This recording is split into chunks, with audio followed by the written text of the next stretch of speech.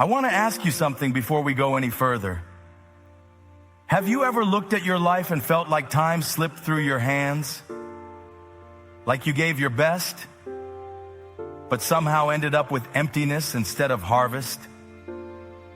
Today, I need you to quiet every doubt and open your heart, because what you're about to receive is not just encouragement. It's a divine reminder that nothing in your life is beyond God's power to restore. There are moments when life feels stripped down to nothing, not because you didn't try, but because things kept happening one after another. You lost time in confusion, in wrong decisions, in pain you didn't ask for. And when you look back, it feels like entire seasons were swallowed, leaving behind only questions and regret. But here's the truth. You are not standing at the end of your story. You are standing at the edge of restoration. You may not be able to go back and relive those years, but God has the power to bring back the value of those years. He can compress blessings, accelerate progress, and cause things to align in ways that don't make natural sense. He is not limited to replacement. He specializes in multiplication. He doesn't just give you what you had before. He gives you something greater, something deeper, something that carries purpose. God is not limited by what you lost. He is not intimidated by how long it took. He is not discouraged by how broken things seem. He is the kind of God who steps into ruined places and speaks life where there was none. And when he speaks, time itself bows to his authority. In Joel 2:25, God makes a bold declaration. He promises to repay the years that were consumed. Not days, not moments, years. That means God doesn't just heal small losses. He restores entire chapters of your life. What felt erased can be rewritten.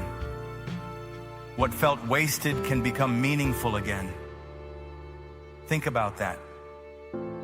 God is not offering sympathy. He is offering restoration. He's not just comforting you for what happened. He's preparing to replace it with something greater. There are different ways life takes from us. Sometimes it's through our own choices. Other times, it's through unexpected pain. And sometimes, it's a combination of both. But no matter how those years were lost, God's power to restore does not change. Some losses don't come all at once. They come slowly.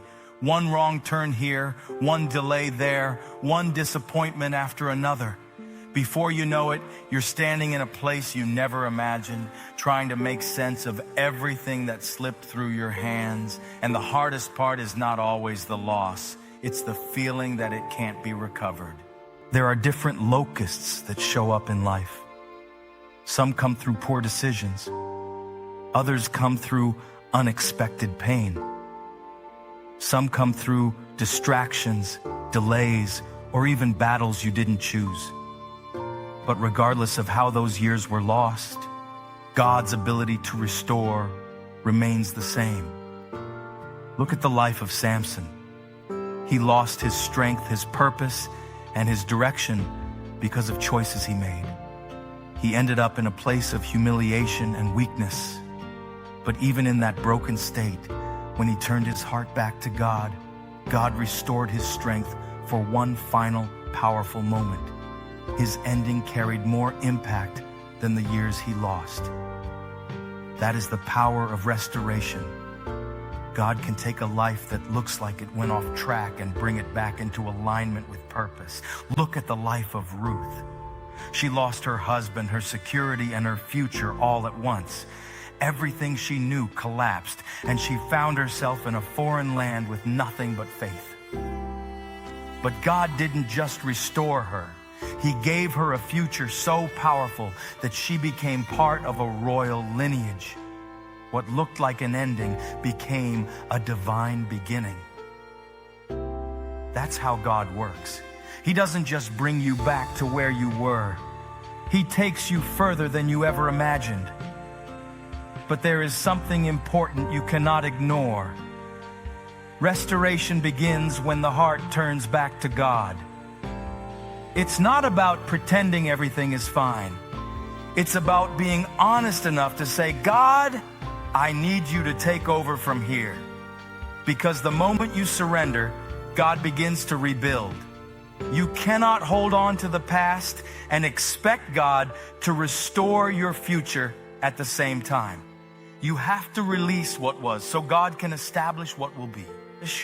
And when God restores, He doesn't just fix what's outside, He heals what's inside. He restores your joy when life made you numb. He restores your confidence when failure tried to define you. He restores your peace when anxiety tried to control you. He even restores things you didn't realize you lost. Your ability to dream again, your courage to believe again, your strength to rise again. Think about the story of Naomi. She said, "Call me bitter," because of everything she had lost. She felt empty, forgotten, and broken. But by the end of her story, God had restored her joy through a new beginning she never saw coming. That's what restoration looks like. It surprises you. God doesn't need your timeline. He doesn't need perfect conditions. He doesn't need everything to make sense. All He needs is your willingness to trust Him again. There are some of you listening right now who feel like you're too late, like life has already passed you by. But hear this clearly. You are not behind in God's plan. What feels delayed to you is still perfectly aligned in His hands. God can do more in a short time than you could have done in many years on your own. He can open doors that no effort could force open. He can create opportunities that didn't exist before. He can accelerate what seemed permanently delayed. But restoration is not just about getting things back. It's about becoming stronger through what you've been through. The pain you experienced will not be wasted. It will become part of your testimony. And when your restoration comes, it won't be quiet. It will be undeniable. People will see the difference. They will recognize that what happened in your life could only be God. There is a promise attached to this kind of restoration. You will not remain in shame. What once embarrassed you will no longer define you. What once broke you will no longer control you. God is not done with your story. He is rewriting it.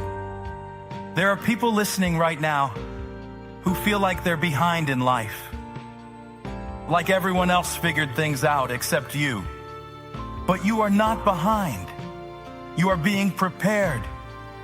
Your timeline is not broken. It's being orchestrated.